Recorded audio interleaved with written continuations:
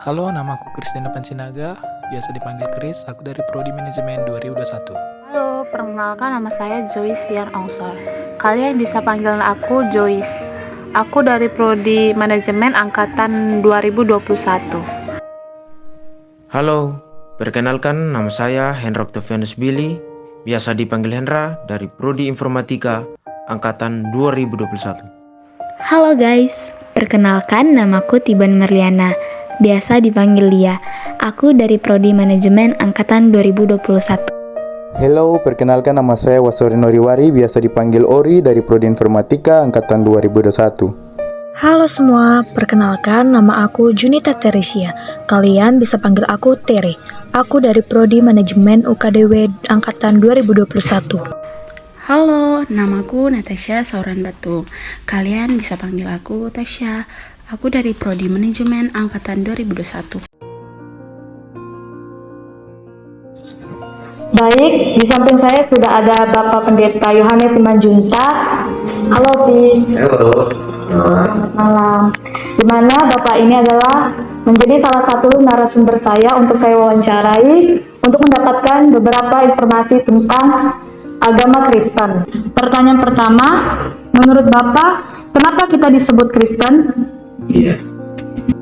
Dari apa yang tercatat atau ditulis di dalam Alkitab.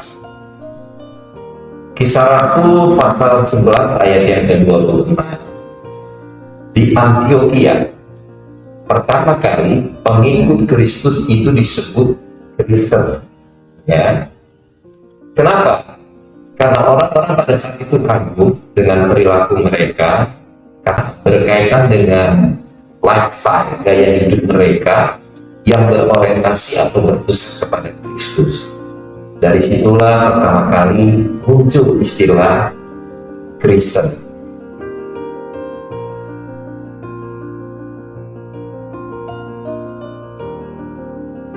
Penyembahan yang sejati tentu datang dari orang-orang yang sudah mengenal siapa yang disembahnya lewat kita sebagai umat Kristen, lewat keselamatan yang sudah dikerjakan oleh Yesus kepada kita. Jadi penyembahan yang sejati itu adalah penyembahan yang datang dari roh manusia, sebab akal dan pikiran manusia tidak bisa menjangkau keberadaan Allah, hingga tidak mungkin untuk menyembah dari sebatas roh, sebatas hati dan pikiran manusia. Bagaimana dengan etika dan aturan yang ada di agama Kristen? Ya, secara umum begini Tere, etika dalam gereja itu dibuat sebagai penuntun arah tujuan hidup kita. Ya, garis bawahi. Jadi kalau orang Kristen tidak memiliki etika, itu berarti dia sedang berjalan tanpa punya tuntunan mau kemana kehidupannya. Nah, secara umum juga dalam etika Kristen itu memiliki banyak fungsi. Saya sebutkan beberapa saja ya, menurut catatan yang saya miliki dan yang saya ingat. Yang pertama, untuk mengetahui atau membandingkan mana perilaku yang baik dan mana yang harus dihindari. Lalu etika juga memberikan gambaran atau orientasi hidup umat Kristen. Orientasi kita ini apa? Kalau kita memiliki etika, tentunya kita akan paham hal tersebut. Kemudian etika juga membuat manusia tentunya menjadi lebih baik. Ya, kita bisa menempatkan diri, bisa bersosialisasi sebagai makhluk hidup tanpa harus menyakiti satu dengan yang lainnya. Tentu lewat persekutuan, dan yang kami anut bagaimana kita boleh mendekatkan diri kepada Tuhan adalah lewat doa yang tentunya doa yang komitmen, doa yang berkomitmen, atau doa yang dijalankan secara terus-menerus.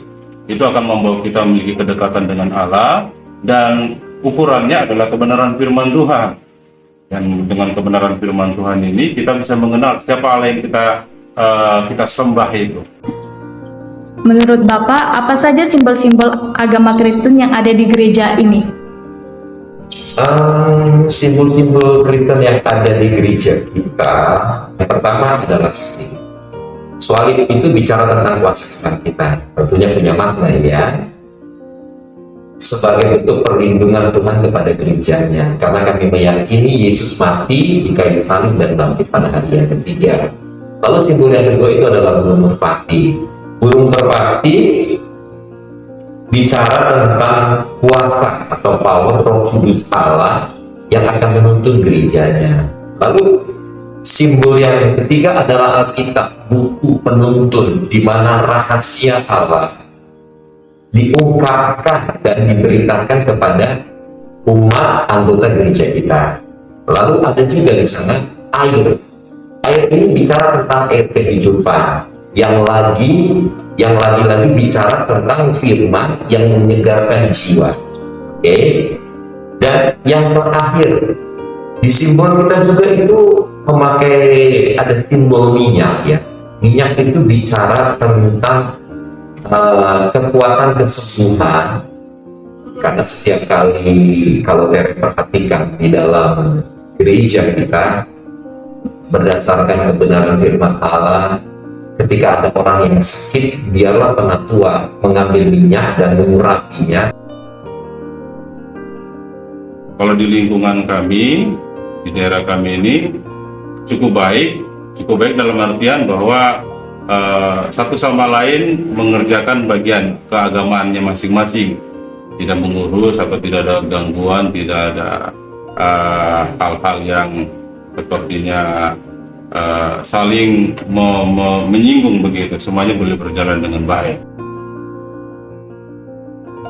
Doktrin gereja sebenarnya secara keseluruhan Tere, kalau diperhatikan itu tercantum dalam pengakuan Imam Rasuli.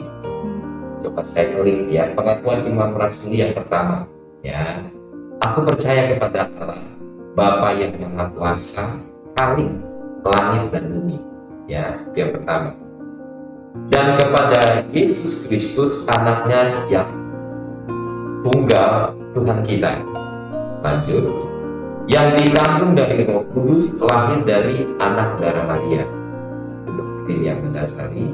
Yang menderita sengsara di bawah pemerintahan Pontius Pilatus, disalibkan, mati dan dikuburkan, turun dari kerajaan maut.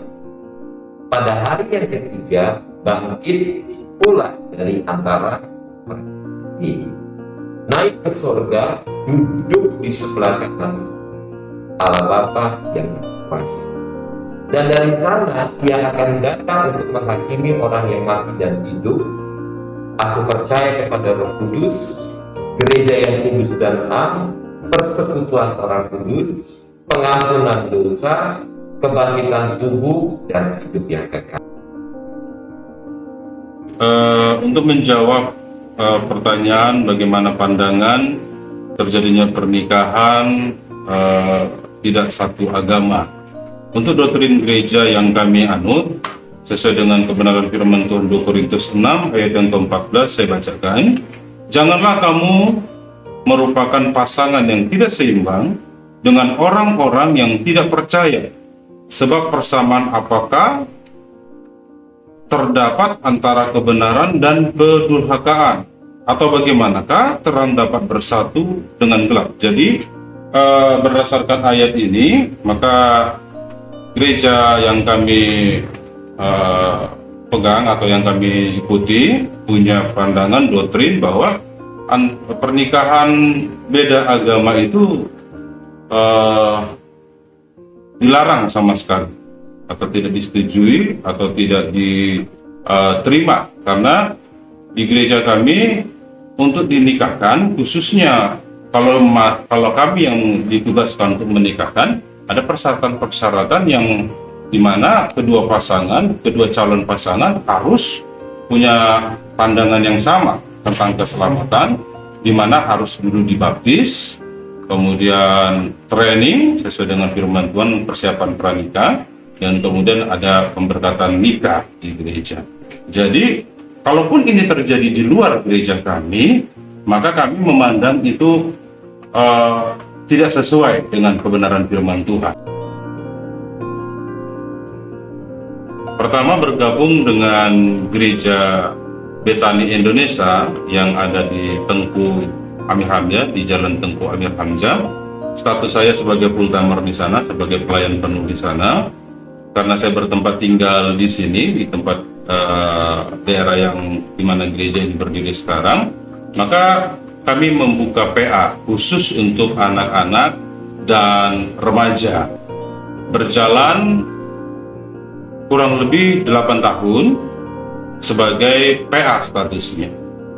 Tetapi karena tuntutan dari organisasi, karena saya sebagai pejabat gereja Betani atau pendeta gereja Betani, yang mengharuskan saya harus juga punya status yang jelas atas pelayanan yang kami jalankan ini, pelayanan PA yang kami jalankan ini di bawah naungan mana, maka tepatnya bulan 1 atau Januari tahun 2021, tahun ini juga, tempat ibadah ini yang dulunya sebagai PA diresmikan menjadi gereja yang bernama Gereja Betani Indonesia Kemadau.